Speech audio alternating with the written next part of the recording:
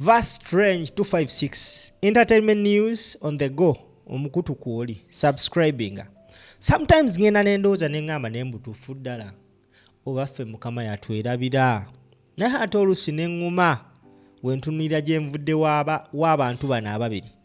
Olunaku olwaleero Bobi Wine ne Barbie, they are celebrating 24 years in love and 14 years in marriage. Era bassebo ne bannyabo, right now ngenda kubarankinga nga couple esinga okutegeera omukwano mu Uganda.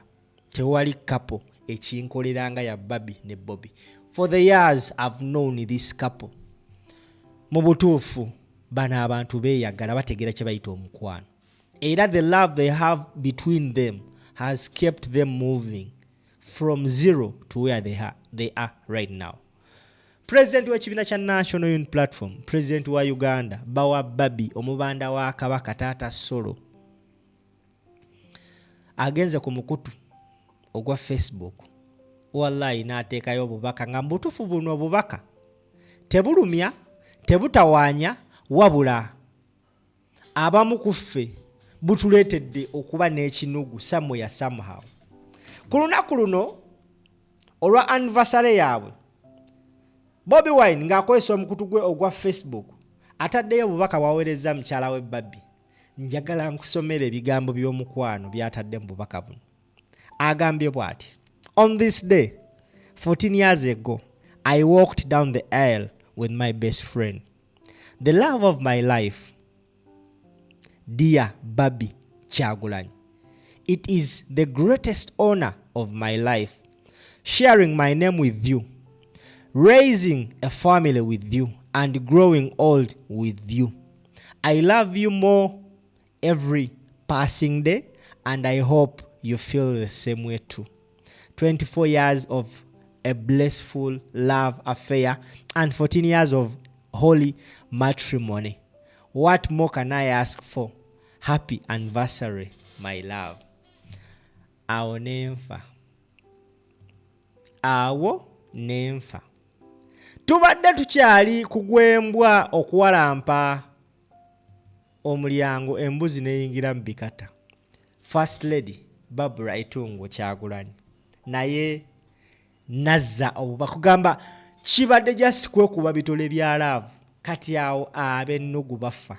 Agambye atya Barbie? Agambye bw'ati: 24 years by your side and you still love me fiercely and selflessly. I would choose you endless times, again and again, without hesitation, in every lifetime to come. And babe, I'm so proud of you for the sacrifices that you make for my children, myself, but most especially for freer and better Uganda. Revolutionary love. Tugende maaso. I love you, then still love you, and deadly, and plan on loving you for eternity. Happy wedding anniversary, Tata. Bobi Wine. Awo nenfa. Awo nenkola ki? Nenfa. Naye Mukama Katonda. Simple nakola ki? One of the reasons as to why I'm still single is ensonga eva ku baana ababiri. The way Barbie loves Bobi and the way Bobi loves Barbie. I have failed to get someone that is close to the love Barbie gives Bobi. Naye era nkimanyi Mukama Katonda ndimu. Nja kuba ndi awo one day ng'okukyana. This couple, I still rank it number one. Couple single okulaga omukwano. They have been in love for 24 years. And of course, they have been mu Bufumbo Batukuza for 14 years. Bobi and Barbie, couple yaabwe. Anyway, Bobi Wine nga omuntu azze ayina abantu bakula nabo. Always tulina kye tugamba the big threes. Mu bintu bya love yaba defeatinga. Wotunulia Bebe Cool and Zuena, yes, they have a nice love. Couple yaabwe nungi yeeyagaza nayo. Naye ate balinamu kali Zuena we yanobera. And it came in the public domain. Yes, mubagalana wabawo misunderstandings. But of course what matters, how have you handled the misunderstandings? The fact that Zuena left Bebe Cool's home, Nanoba, and Bebe Cool had to kneel down and beg for almost a year, Okuza Zuena, Bobi, that keeps him standing. Chameleon ye, by then mkwano gwabe nera gwali ye, na ye era gwatuka ekiseera. Mukyala we n'avaayo n'abyonoona weyanoba, and after kunoba n'ategeeza eggwanga nti ya escaping a very violent relationship ne Bwaabwe. As we talk right now, Daniela asaba divorce. Sina kusaba divorce kokka, ayagala ne ku by'obugagga. Tambuza video. Bw'abuuziddwa ku mukutu ogumu ogwa TV kiki ayogera ku mukwano gwe ne Barbie. This is what Bobi Wine had to say. Njagala owulirize omusajja olwo ntakomye mu kuwaana mukyala we mu bigambo, mu kuwandika ku Facebook, abikoze ne mu video. Awo nenfa. Wuliriza omukwano kye gutegeeza.